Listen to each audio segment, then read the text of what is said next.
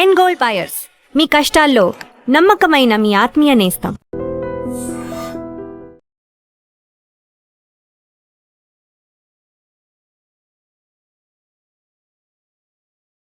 నమస్తే, welcome to I dream talking point with Kavitha. సాధారణంగా జూన్లో కురవాల్సినటువంటి వర్షాలు ఈసారి ఉండకపోవచ్చు. దానికి ప్రధానమైనటువంటి కారణం ఎల్ నినో. ఎల్ నినో అనేది భారతదేశంలో ప్రవేశించింది అనేటువంటి మాట ఇప్పుడు వాతావరణ శాస్త్రవేత్తలు చెప్తున్నారు. అది కాస్త సూపర్ ఎల్ నినోగా మారొచ్చు అనేటువంటి అంచనాలు కూడా ఉన్నాయి. సూపర్ ఎల్ నినో అనేది పసిఫిక్ మహాసముద్ర ఉపరితల జలాలు సాధారణం కంటే అత్యంత తీవ్రంగా, అంటే 2 డిగ్రీల సెల్సియస్ లేకుంటే అంతకంటే ఎక్కువగా వేడెక్కడం వల్ల ఏర్పడే ఒక అసాధారణ వాతావరణ పరిణామం. జూన్ 2026 నాటి తాజా అంతర్జాతీయ నివేదికల ప్రకారం శాస్త్రవేత్తలు భూమి ఒక శక్తివంతమైన ఎల్ నినో దశలోకి అధికారికంగా ప్రవేశించినట్టుగా ధృవీకరించారు. ఈ ఏడాది చివరి నాటికి, అంటే నవంబర్ 2026 నుంచి జనవరి 2027 మధ్య ఇది రికార్డ్ స్థాయిలో సూపర్ ఎల్ నినోగా మారడానికి 63% అవకాశాలున్నాయని, దీని తీవ్రత వల్ల 2027 సంవత్సరం చరిత్రలోనే అత్యంత వేడి సంవత్సరంగా మారవచ్చని వాతావరణ నిపుణులు హెచ్చరిస్తున్నారు. భూమధ్య రేఖకు సమీపంలో ఉన్నటువంటి మధ్య తూర్పు పసిఫిక్ మహాసముద్ర ఉపరితల ఉష్ణోగ్రతలు సగటు కంటే కనీసం 2 డిగ్రీల సెల్సియస్ పెరిగితే దాన్ని సూపర్ ఎల్ నినో లేదా వెరీ స్ట్రాంగ్ ఎల్ నినోగా పిలుస్తూ ఉంటారు. సాధారణంగా తూర్పు నుండి పడమర వైపు వీచే వాణిజ్య పవనాలు, ట్రేడ్ విన్స్ అనేవి బలహీనపడుతూ ఉంటాయి. దీనివల్ల వెచ్చని నీరు పసిఫిక్ తూర్పు తీరానికంటే దక్షిణ అమెరికా వైపు విస్తరిస్తుంది. ఆధునిక వాతావరణ రికార్డుల ప్రకారం ఇప్పటి వరకు కేవలం 5 సూపర్ ఎల్ నినో సంఘటనలు మాత్రమే చరిత్రలో నమోదయ్యాయి. వీటిలో చివరిది 2015-16లో సంభవించింది.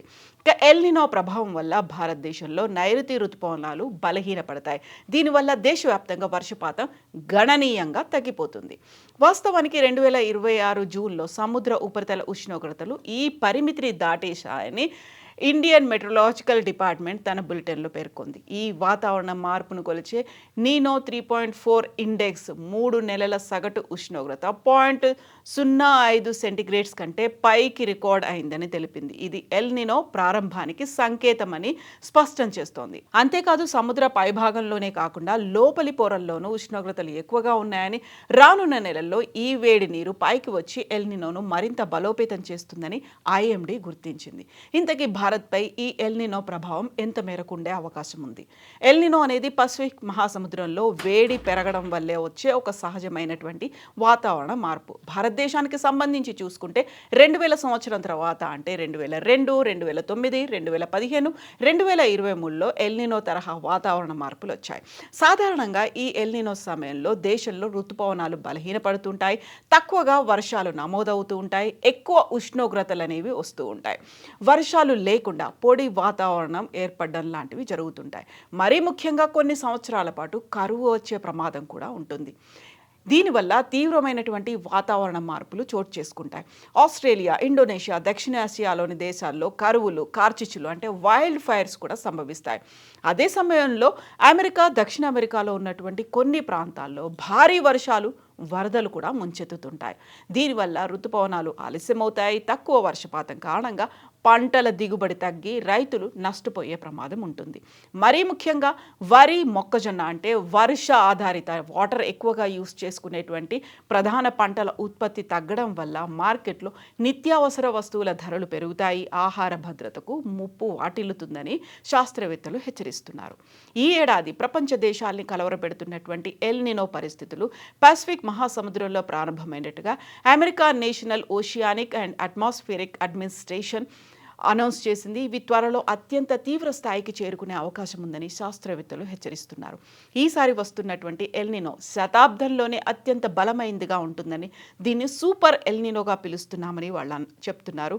ఐక్యరాజ్యసమితి సెక్రటరీ జనరల్ ఆంటోనియో గుటెరెస్ దీన్ని అత్యవసర వాతావరణ హెచ్చరికగా అభివర్ణించారు.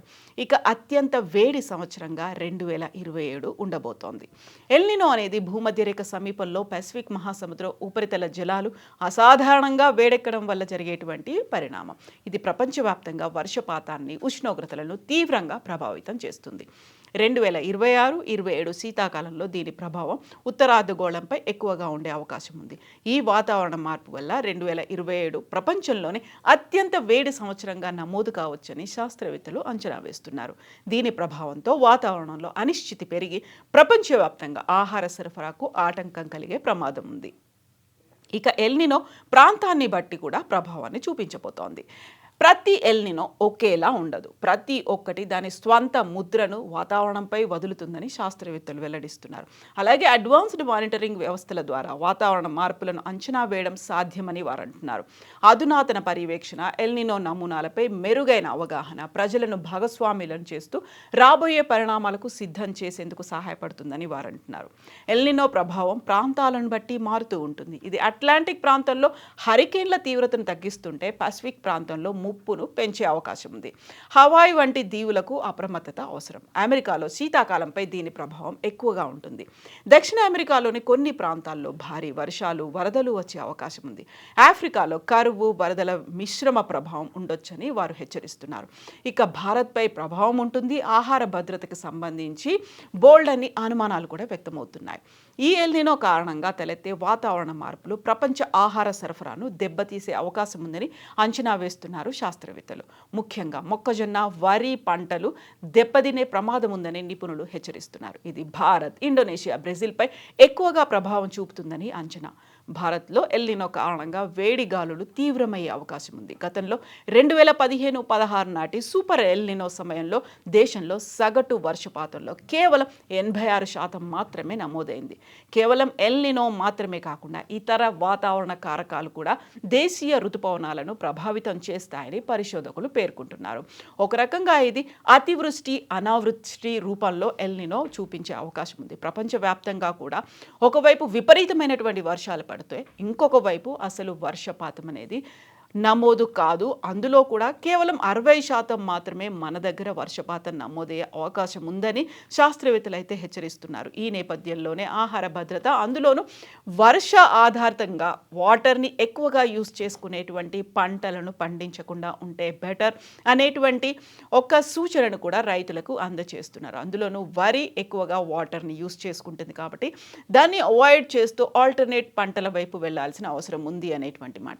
బట్ వర్షాలు అనేవి తగ్గిపోయాయి, వర్షపాతం సగటున తక్కువగా నమోదవుతుంది అంటే భూగర్భ నీటి మీద కూడా అది ఎఫెక్ట్ ఉండే అవకాశం ఉంది అనేటువంటి మాటలు కూడా వినిపిస్తున్నాయి. సో ఎల్నినో కాస్త సూపర్ ఎల్నినోగా మారబోతోంది, మన మీద ఇంపాక్ట్ ఉండబోతోంది అంటే జాగ్రత్త పడాల్సినటువంటి అవసరం ఉంది. వర్షాలు మాత్రం ఈసారి చాలా తక్కువగా నమోదవుతున్నాయి. సో ఓవరాల్గా ఎల్నినోకి సంబంధించి మనం ఎలాంటి జాగ్రత్తలు తీసుకోవాలని మీరు భావిస్తున్నారో కామెంట్స్ రూపంలో తెలియజేయండి.